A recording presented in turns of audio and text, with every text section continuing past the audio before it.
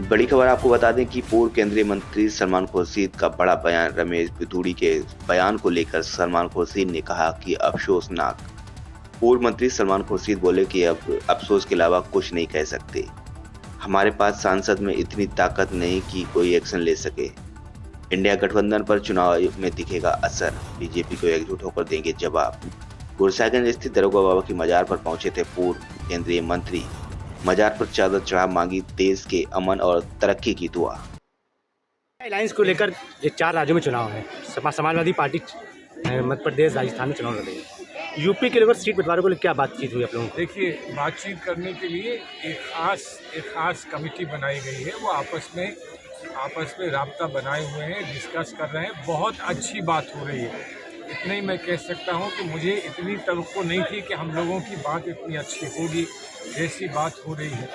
और जाहिर है वो सिर्फ यूपी की नहीं बल्कि पूरे मुल्क के जो अलग अलग मुल्क में जो भी सूबे हैं उन सभी के ताल्लुक से और सब जगहों से जो हमारे लीडर्स हैं, मुल्क के बड़े लीडर्स हैं, उन्होंने आपस में एक आम राय बनाई है। और जो तफसील है वो आप आपस में बैठ के वो लोग कर रहे हैं। मुझे पूरी उम्मीद है कि जहां भी हम लोग लड़ेंगे बीजेपी को एकजुट होकर हम जवाब देंगे। अभी एक मीटिंग में आप हैदराबाद में आप भी थे, हाई लेवल की मीटिंग हुई थी कांग्रेस की। उसमें क्या लग रहा है आपको, जो 4 राज्यों में चुनाव है, क्या रिजल्ट आने वाला है कांग्रेस के लिए? हमें पूरी उम्मीद है। और लेकिन जैसा है कि उम्मीद ही कर सकते हैं, ऊपर वाले का फैसला होता है, उसके सामने हम सब लोग कुछ नहीं हैं। लेकिन बहरहाल हमको जो तौफीक मिली है, ईमान की तौफीक मिली है और जो हमें तौफीक मिली है सियासत की, वो सही रास्ते सही जानिब जा रही है। हमें पूरी उम्मीद है कि हमें कामयाबी का सेहरा आने वाले महीनों में देखने को मिलेगा। एक बयान उसकी बहुत चर्चा चल रही है संसद के अंदर। संसद एक लोकतंत्र का मंदिर बताया जाता है, उसके अंदर जो रमेश पिथौड़ी का बयान आया है उसको लेकर क्या कहेंगे? देखिए, इसको लेकर अफसोस ही जाहिर कर सकते हैं, इसलिए कि इस वक्त हमारे पास वो ताकत संसद में नहीं है जिस ताकत को लेकर हम वहाँ कुछ कार्रवाई करवा सकें। लेकिन बहरहाल हमारी कोशिश रहेगी और इस बात को हमने बहुत साफ गोई से कह दिया है कि जो भी हुआ है निहायत शर्मनाक हरकत है।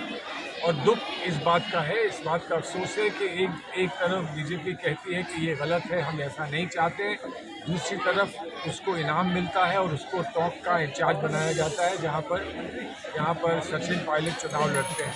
तो ये क्या संदेश है, कभी कुछ, कहीं गर्म कहीं सर्द, ये कैसा संदेश है मुल्क को? इसीलिए हम चाहते हैं कि पार्लियामेंट की जो तस्वीर है वो बदले और इसीलिए पूरा मुल्क इकट्ठा हुआ है, एक हुआ है। आपके यूपी कमान जब आपने संभाली थी तो कांग्रेस यहाँ पर काफ़ी मजबूत थी। आपके जाने के बाद धीमे धीमे कांग्रेस यहाँ पर कमज़ोर हुई, उसको लेकर क्या कहना चाहेंगे? वक्त का तकाजा है। मेरे अकेले कुछ करने से कुछ नहीं हुआ था, हमसे जो हो सकता था वो हमने किया। लेकिन बहरहाल अब हमको नए कायद मिले हैं यूपी में। उम्मीद करते हैं कि वो पुराने कांग्रेस कार्यकर्ताओं के लिए क्या संदेश देना चाहते हैं? पुराने कांग्रेस कार्यकर्ताओं को लेकर सिर्फ ये संदेश देना है कि तुम पुराने नहीं हो, अपने हो।